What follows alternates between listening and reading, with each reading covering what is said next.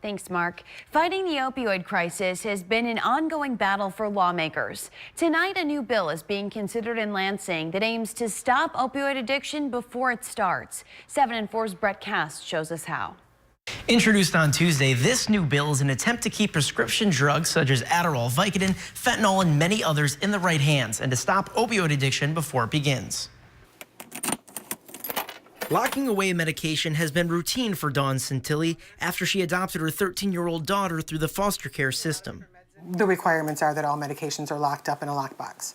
I adopted her 4 years ago, and I still keep them locked up. It's, often how teens get into these drugs in the first place. Someone in their home has a prescription, they open the bottle, they steal one or two, they like it. Kate Kerr with Addiction Treatment Services says most people who get addicted to heroin start with prescription drugs. That's why a new bill in Lansing is aimed at teens and would require all Schedule II drugs to be sold in lockable bottles.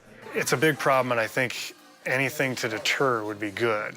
I just think there's obviously some logistics to be figured out. Under the bill, drug manufacturers will be required to reimburse pharmacies for the cost of the bottles. While pharmacist Mark Thompson likes the overall idea, he questions how the reimbursements would happen and wonders if companies might raise the price of the drugs in response. If we're not getting reimbursed, we're going to be forced to do it. That's another cut to our bottom line when pharmacy is working on razor-thin margins as it is. If it becomes law, Santilli believes this bill is a step in the right direction, no matter how inconvenient. I mean, it's more combinations to remember and to get into it, but you know what? If it saves one kid from getting into it, it's absolutely worth it.